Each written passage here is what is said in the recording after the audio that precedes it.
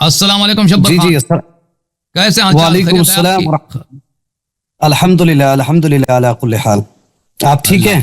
اللہ کا احسان ہے. Thank you sir, بہت مہربانی. بارک اللہ فیک.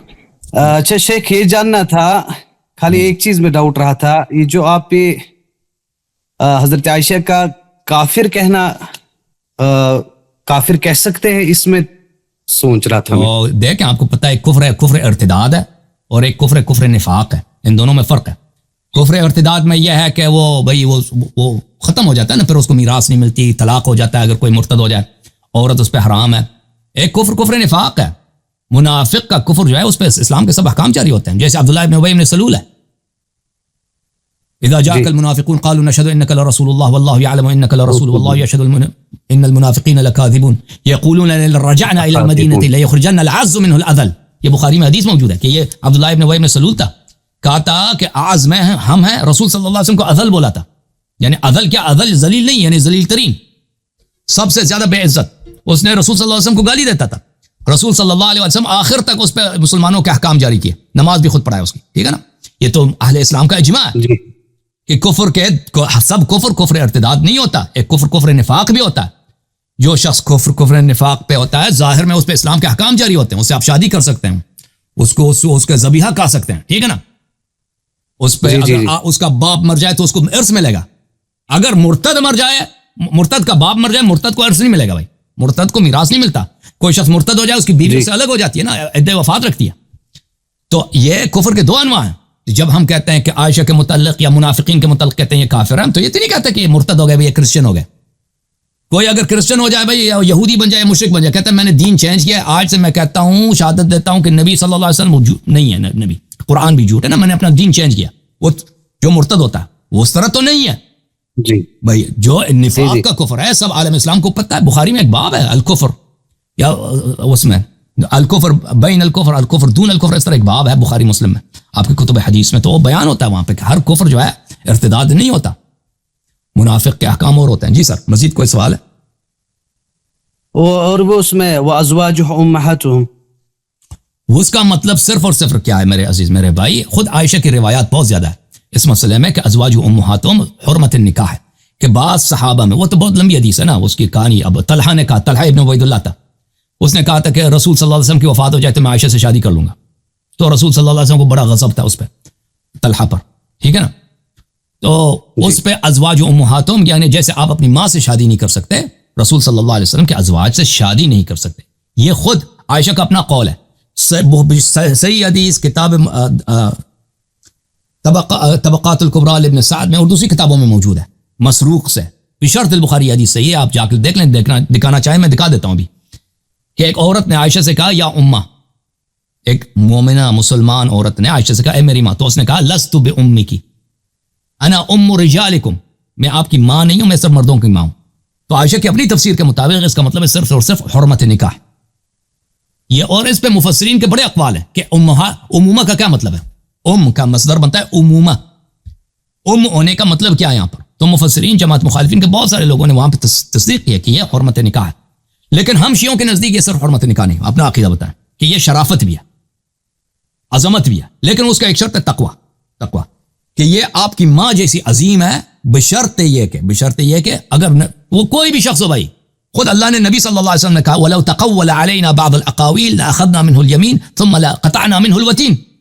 اگر رسول صلی اللہ علیہ وسلم نستجیر باللہ بھی اللہ کا خوف چھوڑ دیں، اللہ کا تقوی چھوڑ دیں نا، اللہ کہتا ہے میں اس کو بھی عذاب کر لوں گا. وہ تو سب کے لیے ہے، اہل بیت کے لیے بھی ہے. اگر کوئی بھی شخص اللہ کی اطاعت چھوڑتا ہے تو اس کی پر کوئی عزت نہیں. دیکھیں ازواج نبی صلی اللہ علیہ وسلم کی شرافت ہے، ان کی عظمت ہے. یہ ہر ایک کی بیوی تھوڑی ہے، نبی اللہ کی بیویاں، رسول اللہ صلی اللہ علیہ وسلم کی بیویاں. ان کے رسول صلی اللہ علیہ وسلم کے گھر کی چارپائی کی بھی عظمت ہے، ان کے گھر کے دروازے کی بھی عظمت ہے. ٹھیک ہے نا؟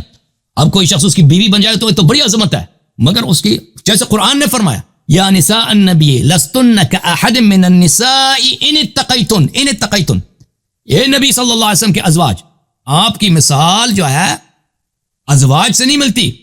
دوسرے عفوا نساء النبی، دنیا کی دوسرے عورتوں جیسے نہیں آپ کا مقام بڑا شریف ہے. ہاں، بشرط یہ کہ تقوی اختیار کریں.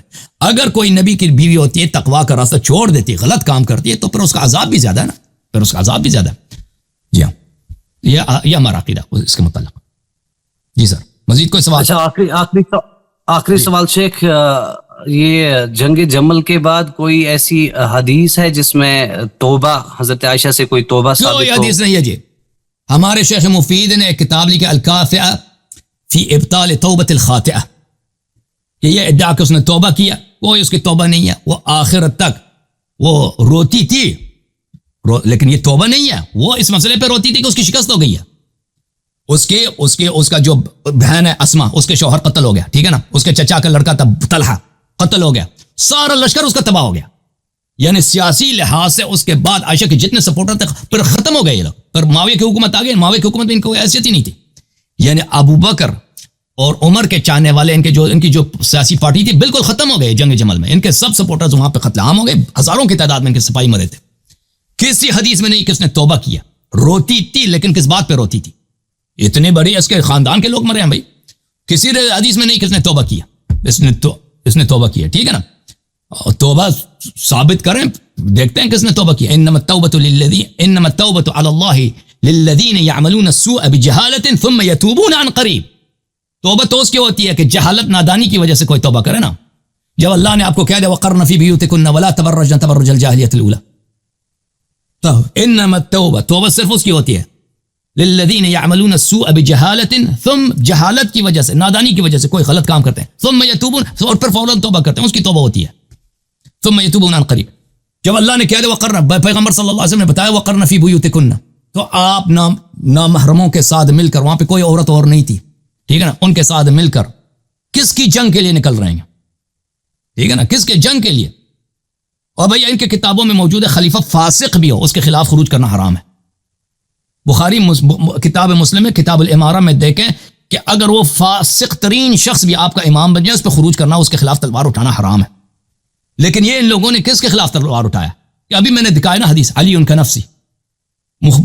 کتاب سنن النساء, کتاب سنن النساء ایک باب ہے, باب قوله صلی اللہ علیہ وسلم علی کا نفسی, علی علیہ السلام مجھ جیسے ہیں. تو جو بالکل ہو بہو نبی ہے صلی اللہ علیہ وسلم, اس کا بھائی ہے, اس کا داماد ہے, اس کا خلیفہ ہے, اس کی محبت سب پہ واجب ہے, اس کا احترام سب پہ واجب ہے, اس کی مخالفت انت منی بمنزلت ہارون من موسیٰ, اس کے خلاف پر یہ تو, اور خود اس سفر میں نماز بھی قصر نہیں کر رہی تھی نا, سفر بھی وہ خود کہہ رہی ہے کہ میرا سفر معصیت کی ہے, تو خود اقرار بھی کر رہی ہے, کامل پڑھ رہی ہے نماز, تمام پڑھ رہی ہے. تو اور بھی میں نے جو حدیث دکھا دی. بہرحال اللہ آپ کو جزائے خیر دے میرے بھائی. کہاں سے کال فرمایا؟ اللہ سری نگر سے, جموں اینڈ کشمیر. اللہ يسعدك, اللہ يحفظك حبیبی واخی, اشکرک یا بارک اللہ. جوم جاؤ, پرواز کرو, کیوں فخر سے سر اٹھاؤ, کیونکہ اللہ تعالیٰ نے تمہیں انتخاب کیا. صراط حق پر صرف تم ہو, صراط ایمان پر صرف کیا, کیونکہ اللہ تعالیٰ نے تمہیں انتخاب کیا. صراط حق پر صرف تم ہو, صراط ایمان پر صرف